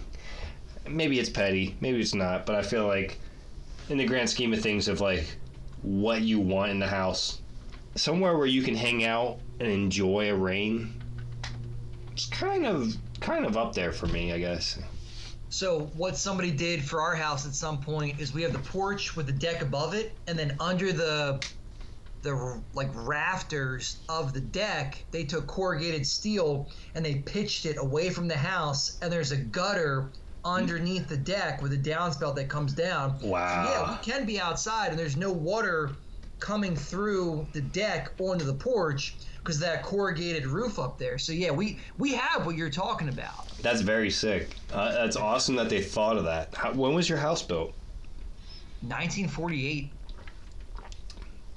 It's a pretty old one. Yeah. So I mean, we're creeping up on like 80 years. Yeah. Do you guys have like a smart thermostat or anything like that? Oh fuck no. We have we have a modern, I mean it's a modern thermostat, but it's not like what do you call like the home thing nowadays? It's not like There's a Nest. Alexa or whatever the fuck the new one is. It's like I don't know, it's like 10 or 20, not 10 or 20, 10 or 15 years old. It's not like LED, it's digital, but it's I don't know, modern enough. Oh, like Honeywell, I think, is like one of the brands of. It's actually digital. It's not like it's a dial on the wall. Right. What I'm talking about is like, so I guess it was on the registry for the wedding or whatever. I don't know. Somebody got us one of those Nest thermostats. That's what I was trying to think of. I'm thinking like Alexa, like, you know, Ring. Yeah, Nest. That's what I was trying to think of. Yeah, and it's like, damn, this thing would be... So, like, you know, we turn the air on when we want to manually. And, like, because of... Dude, let's see if I can show you. So, you see that vent in the ground? Yeah. Yep. So there's like a little lever to open and shut that thing. You know how many times I've stubbed my bare ass foot on that lever? I could have fucking, you know. Yep.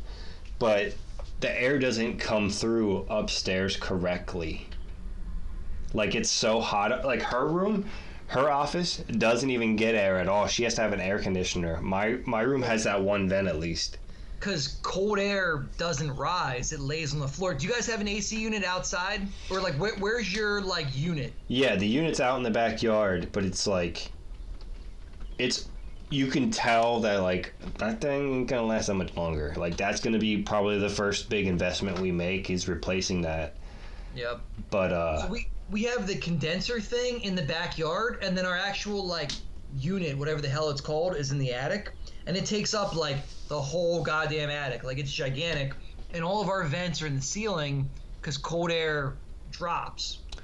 Oh, that sounds so smart. Well, you know, a lot of older like your house is a little bit older, and like a lot of those houses you couldn't put it in the ceiling or you couldn't have it up top, so you had to put it in the floor, like in the basement, and it comes up and it doesn't really go anywhere. It just sits on the floor.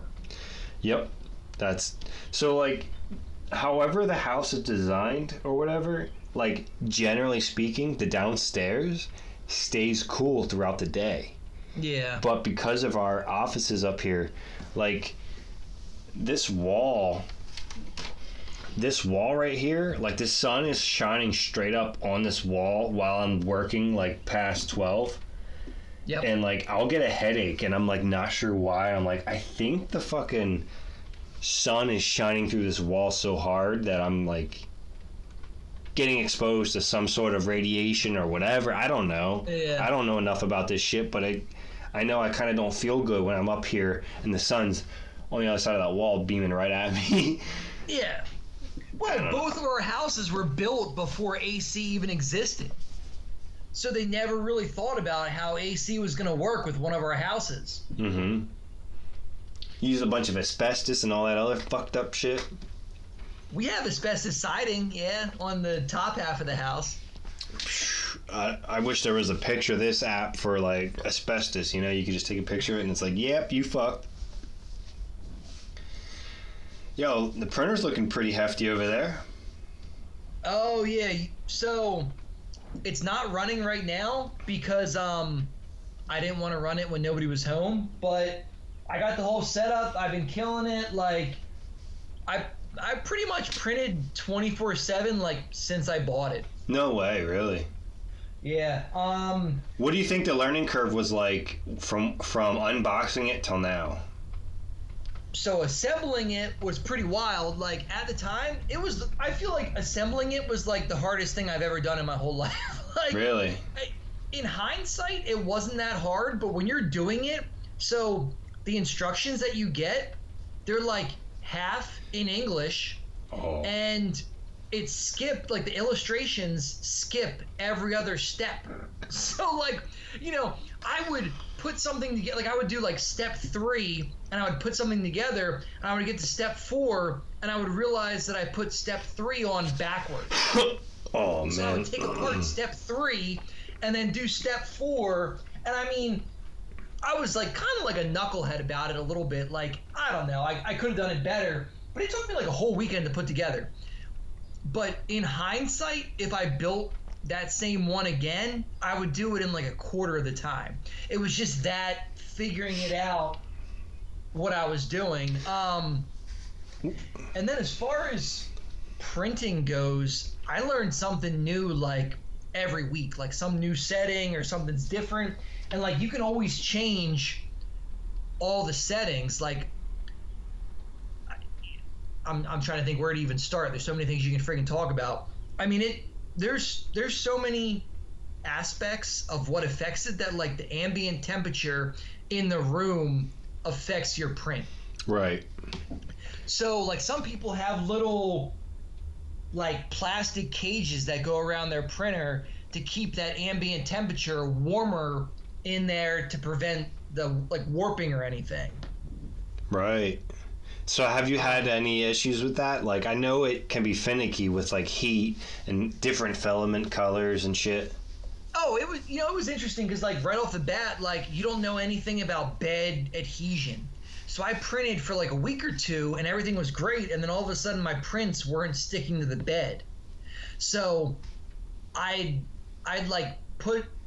start a print, go to sleep, and wake up and like a whole corner of something would be peeled up and like all fucked up.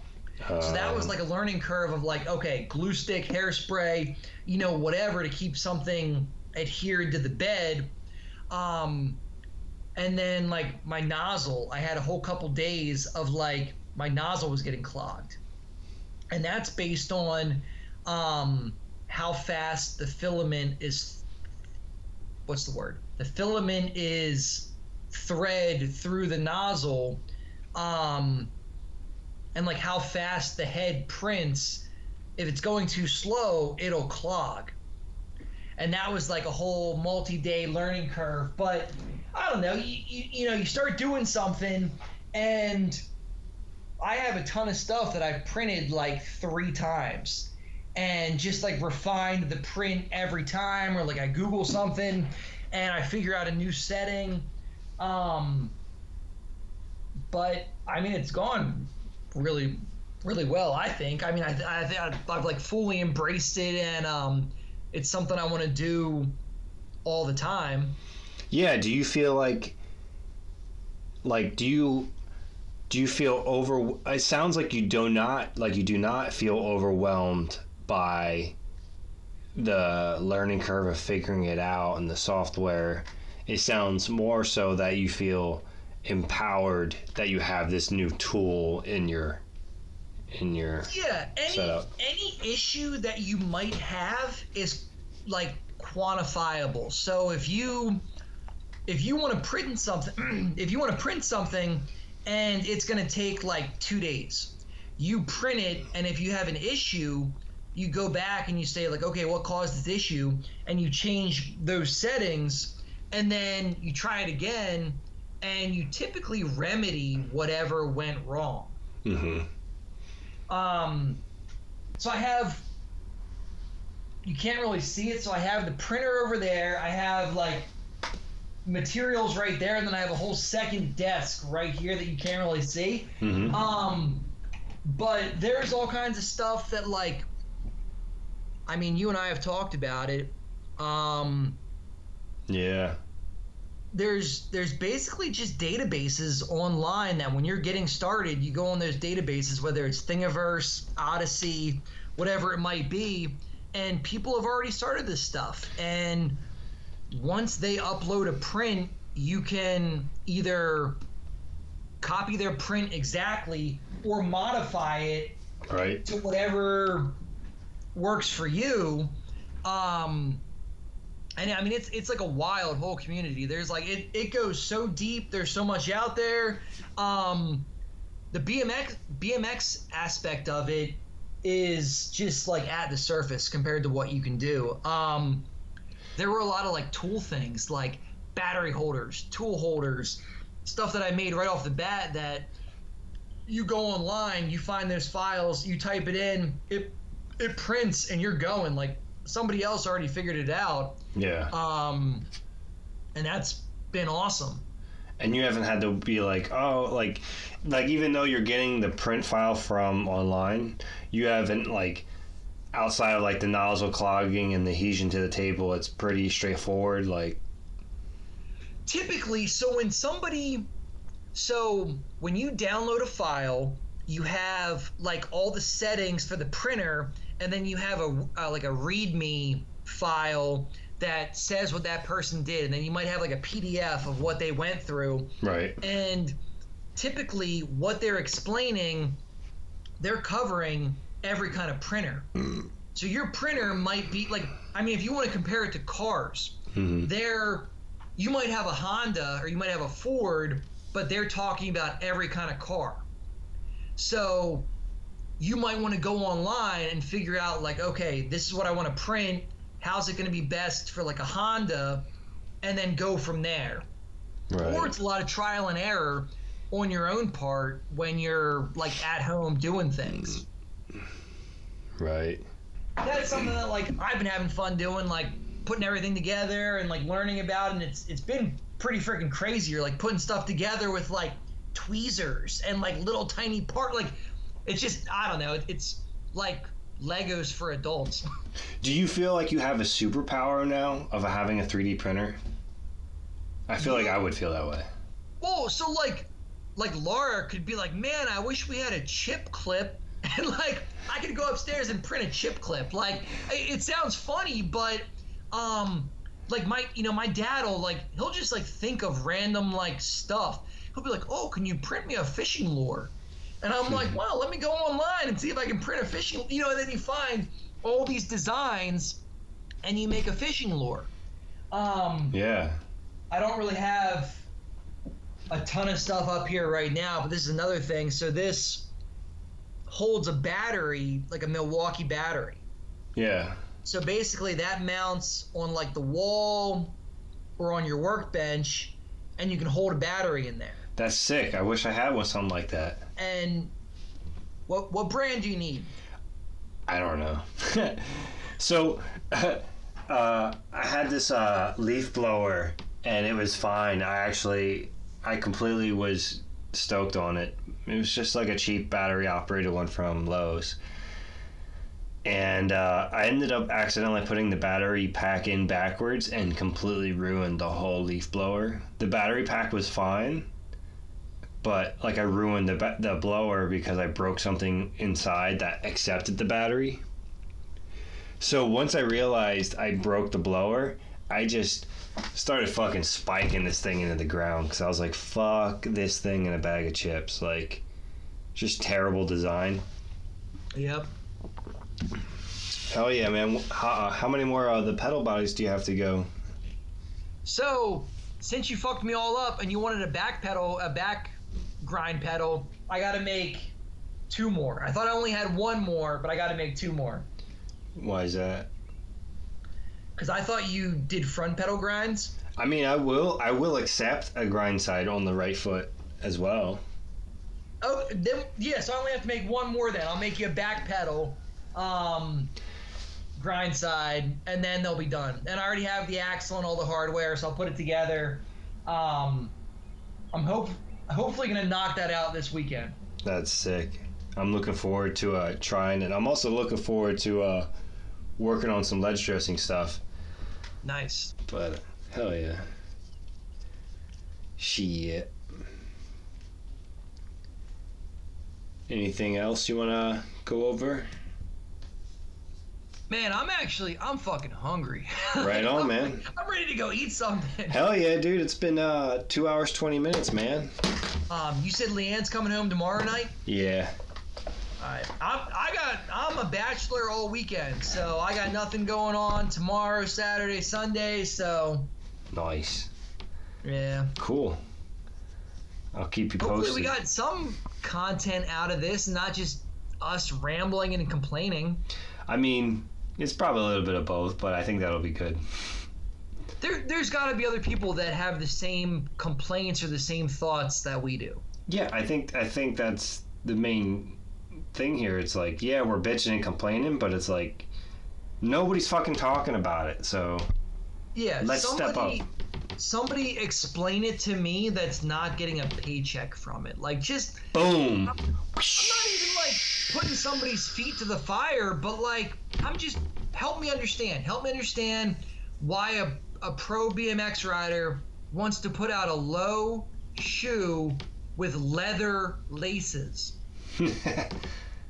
Like, just help me understand. Like, where are you coming from? Like, why is that functionally good for you? Now, if the market was wider and there was like this, that, and the other thing already available, we wouldn't give a fuck about the low top or the slide or the slip-on. It's the fact that there's not anything covering this huge hole in the market. But yeah, oh yeah, if there was like a not goofy colored mid with a removable Velcro strap that was made well, we wouldn't have said anything this whole time. Yeah. Yeah. So you're totally right. But I appreciate you taking the time out of your day to hang out and shoot the shit. Yep, definitely. It's stuff that we've talked about for a long ass time. Yeah, and now we finally got it set up to where we can, do this on video version, even remotely. Maybe we'll do a video of me assembling your pedals. That's what we'll do next. That'll be cool. Explaining printing your pedals and assembling them. I'm for it, man. Sign me up. Yeah, we'll figure something out. All right, man. All right, dude. Have a good night. It was good talking. If you ever grow up, one thing you'll find, most people that you meet just about out there, man. They try to tell you how to live, they try to tell you how to die. They tell you don't get too low, but don't get too high. The best thing you can do, don't listen too close. Walk on to your own beat. Keep 'em on their toes. Keep 'em on their toes. Your business out of sight. Make 'em look left if you're gonna hang a right. If the pie's hot, don't let 'em see your hand. Make 'em gotta know what they wouldn't understand. The best thing you can do when the ignorance shows, walk on to your own. Keep 'em on their toes. If you never grow up, you ought to stay that way. You can't learn But you ain't gotta change. Just listen to your heart. Listen to the rain. Listen to whatever it is that keeps you sane. Now I don't have to tell it, 'cause you already know. Walk on to your own beat. Keep 'em on their toes. Keep 'em on their toes. Your business out of sight. Make 'em look left if you're gonna hang right. If the pot's hot, don't let 'em see your hand. Make 'em gotta know what they wouldn't understand. The best thing you can do when the ignorance shows is walk on to your own beat. Keep 'em on their toes. I don't have to tell it, 'cause y'all already know. Walk on to your own beat and keep 'em on their toes.